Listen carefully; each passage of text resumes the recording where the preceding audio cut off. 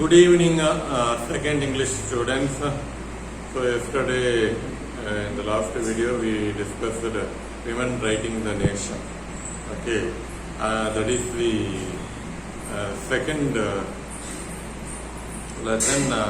Now we will discuss the first lesson, Survival by Margaret Atwood. This author is also a female author, and this is taken from Canadian literature. Canadian, we all know that there is a country called Canada, and literature, English and French language are spoken in that country, and literature produced in that country is said to be Canadian literature.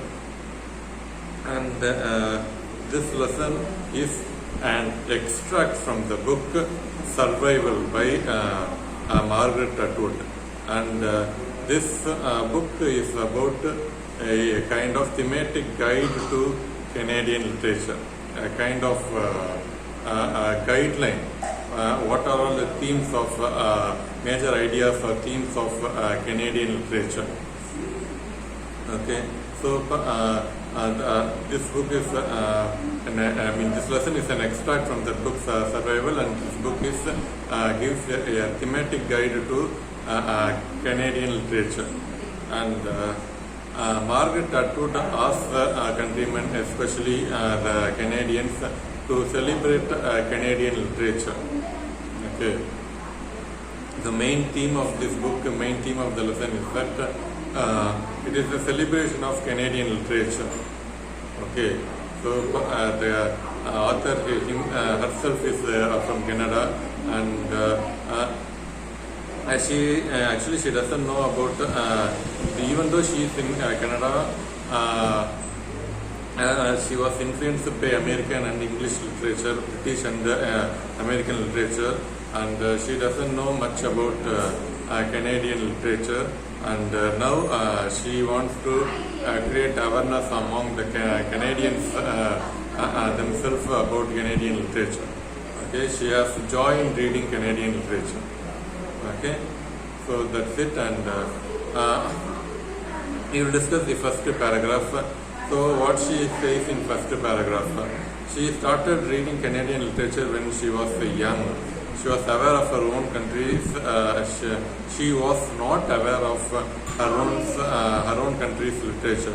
She read Captain Marvel, Plastic Man, Batman comic books.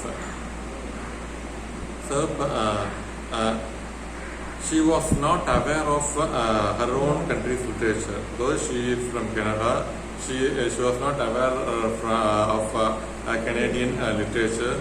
Even from her childhood days, she used to read American literature, and especially Captain Marvel and Captain Marvel comic books, or novels, or graphic novels, or Plastic Man and Batman comic books. So she used to read only these American comic books. So Captain Marvel. Today we have Marvel Studios, where we have Avengers, Endgame and Infinity War, and Thor, and all kinds of movies. We have actually Marvel was once a comic book company, and later on the comic book was turned into movies. Okay, so even in those days, children were crazy to read Marvel comic books. So we have a comic called Captain Marvel and Plastic Man and Batman comic books, which Margaret Atwood always said is was familiar with that, and she was not aware of Canadian literature. Someone gave her Charles G.D. Roberts' Kings in Exile. As she read the book, she sneezed, that is, breathed heavily, because the suffering of animals explained, which is heart-wrenching. Okay, so the first Canadian book which Margaret Atwood read was Kings in Exile, written by Charles G.D. Roberts. And actually someone which Margaret was unable to remember, someone recommended that book, and she read that book, and she sneezed.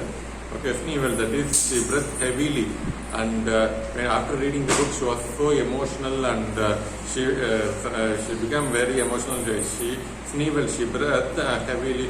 மூச்சு இறக்குன்னு சொல்ல அப்படின்னு to that extent she was very much captivated by the book. And why? Because it realistically narrated the suffering of animals, how animals suffer because of hunting, and the animals themselves would hunt, and those suffering of animals was realistically portrayed in that book. And so she was very much captivated by the book. And after that she read Ernest Thompson Seton's Wild Animals I Have Known. So next Canadian book which she read was Wild Animals I Have Known, written by Ernest Thompson Seton. This book also tells the suffering of animals. Okay, the first book was Kings in Exile, and second book was Wild Animals I Have Known, and both the animals talk about the sufferings of animals in the forest. And then moving to the second paragraph, none told that these books were Canadian literature. If she were told, she wouldn't have minded it. Actually, when she first time when Atwood first time read those books, she did not think that it is a Canadian book. It is Canadian literature. And even if she were informed so, then she wouldn't have minded it. She wouldn't have read the book seriously. Okay, so there was a situation, and but that's how Canadians themselves did not mind the value of Canadian literature. She used to read Walter Scott, Edgar Allan Poe, and Donald Duck. Again, these writers, she always read American literature and British literature, and especially Walter Scott, Edgar Allan Poe. You all know that Walter Scott is a British historical novelist. Edgar Allan Poe is an American poet, critic, as well as prose writer. And Donald Duck comic books she used to read. And she says that discriminating American literature, Canadian literature was not her purpose. Primarily, she wanted to be entertained by reading books. Basically, everyone wants to be entertained by reading books. During her childhood days, not Atwood alone, most of the people want to read books to be just for sake of entertainment. They want to be entertained. Okay, whether it is American book or a Canadian book, it doesn't matter. They want to be entertained, and that was most of the people's purpose. And even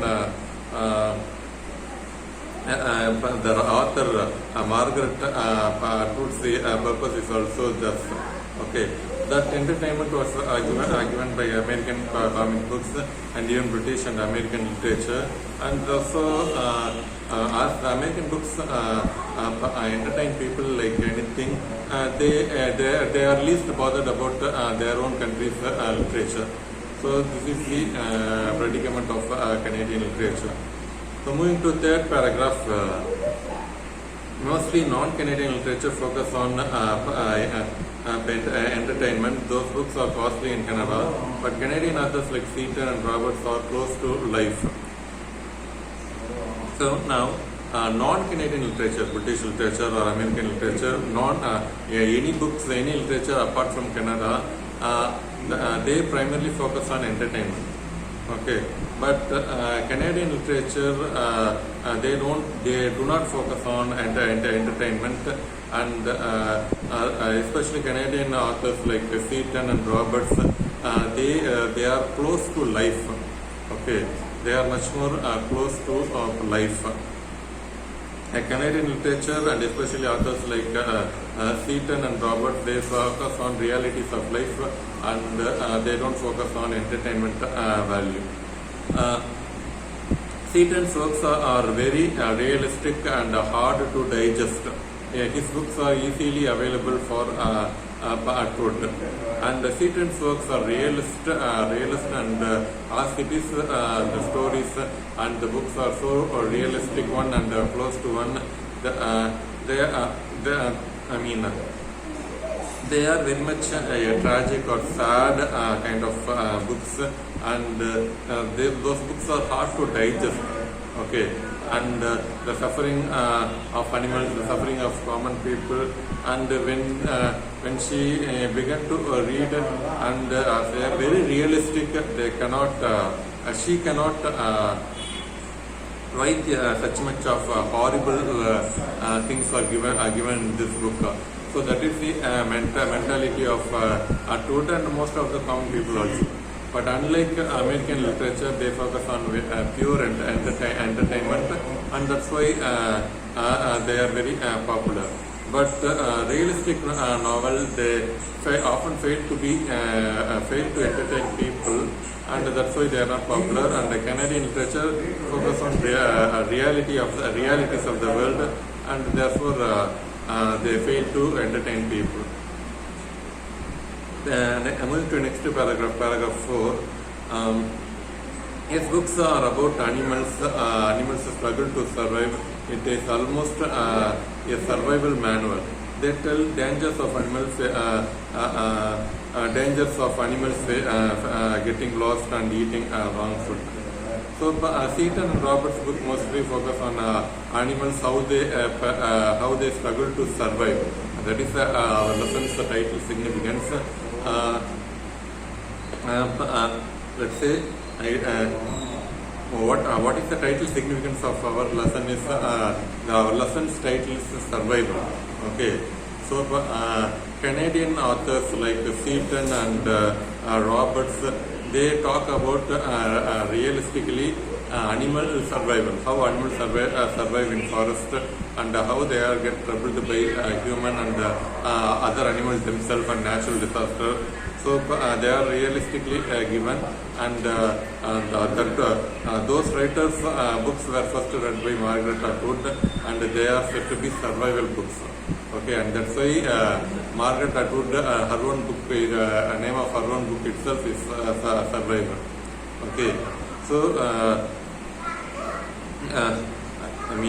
Seaton and Roberts' books tell about animals, how animals struggle a lot to survive, and so the animals face of getting lost in the forest and eating wrong food, and they are being hunted by human beings. So in this world there is no Superman to come and rescue them. Most animals face danger from humans, and there is no happy ending and ultimate solution. Luckily, some animals manage to escape. That's all. Okay. So in this world, animals suffer, and we expect that this rabbit will somehow manage to escape, and such things won't happen. And in entertaining comic books, a Superman, a Batman, or a Spider-Man will come and they rescue animals or human beings, and such things won't happen. We expect that this elephant will escape from human or other animals, and to the reader's disappointment, they die horribly. Okay, and which most of the readers do not want, and they don't have any happy ending, and there is no ultimate solution for this. When animals live in forest, they have to struggle for their existence, their survival, and most of animals die horribly, and we don't have ultimate solution. So a few animals manage to escape. Okay, so that's all about it. And moving to next paragraph, comic books like Alice in Wonderland, The Lost World, there are heroes to rescue them, but Seaton's books, there are always danger, and these dangers are reality. So moving to next paragraph, paragraph 5, comics books. Margaret Atwood would read Alice in Wonderland, The Lost World, and in these comic books there are always heroes and they rescue heroines and they rescue common people.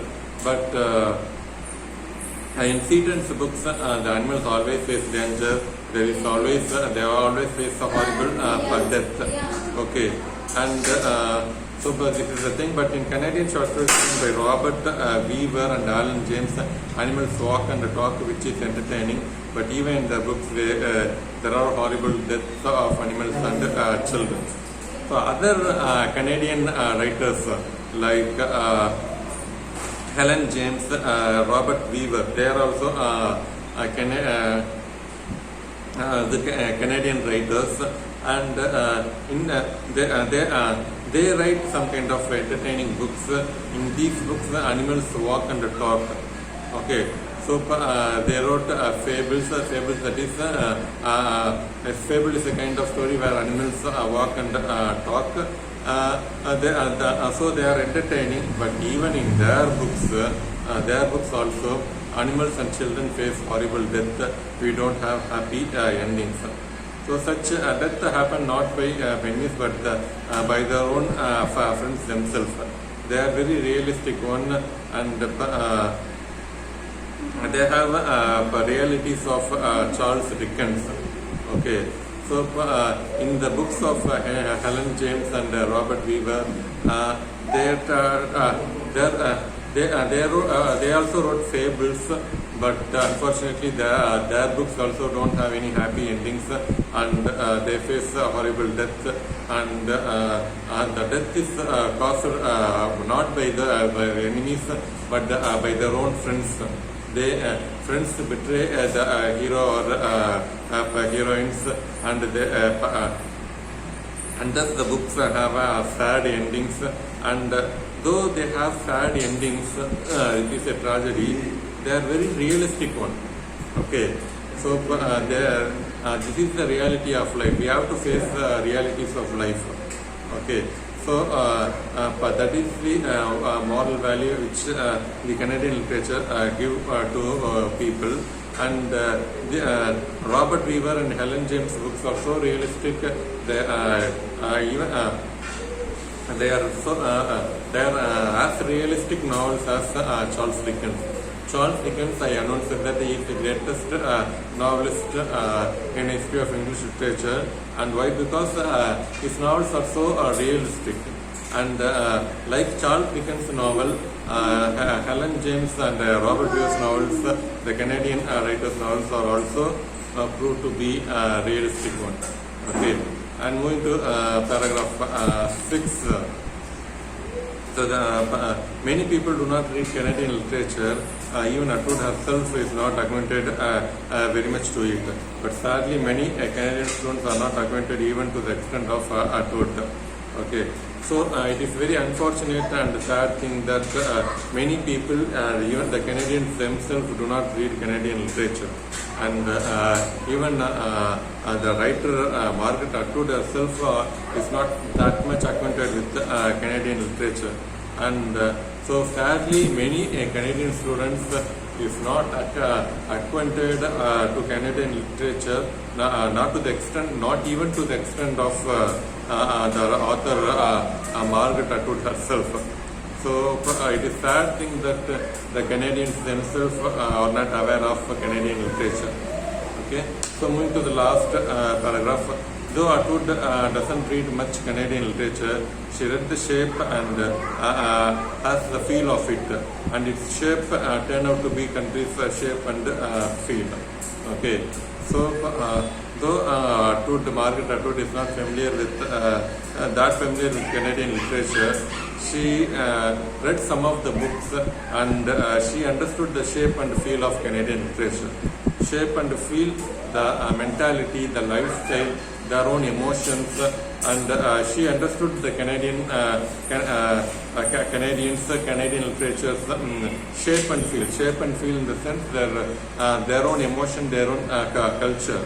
and Margaret Atwood understood Canadian literature's shape and feel, that is their own feel and culture and mentality, and that shape is nothing but the whole country's shape and feel, that is their own emotions and feel. Okay, so that's the end of this lesson, Survival by Margaret Atwood. So that is this lesson is an extract from the book Survival by Margaret Atwood, and so this book is about Canadian literature, giving ideas and what are the themes of Canadian literature. And so in this lesson, what are the books liked by Canadian books liked by Margaret Atwood, and how she happened to read. So overall, what is there in the lesson, that is it celebrates Canadian literature. So for all of us, we as Indians should read Canadian literature, and especially the Canadians should read Canadian books, and how she she wants to compare American literature and American or British literature with Canadian literature. They focus more on entertainment. American literature focus on entertainment. Common people of Canada, Canadians themselves read American comic books. They focus on entertainment. But Canadian literature focus on realities, and the books like Kings in Exile and other books, other Canadian literature, they talk about realities of life. As they focus on realities of life, they are sad, and yet they create awareness that Canadian literature create awareness that we have to face reality. Though the realities are hard to accept, hard to digest, we must accept the reality.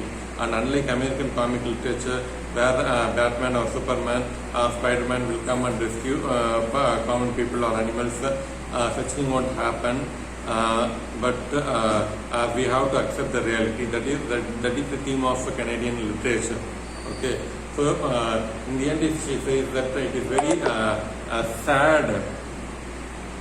It is very sad that most of the Canadians themselves do not read Canadian literature. But Margaret Atwood read some Canadian literature, and she understood the shape and feel of Canadian literature. And this shape and feel is nothing but the country Canada's own emotion, feel, and mentality. Okay, if you want to understand the Canadians' mentality, their emotion, their feel, we have to read Canadian literature. Okay, so that's the end of the first prose lesson. Thank you.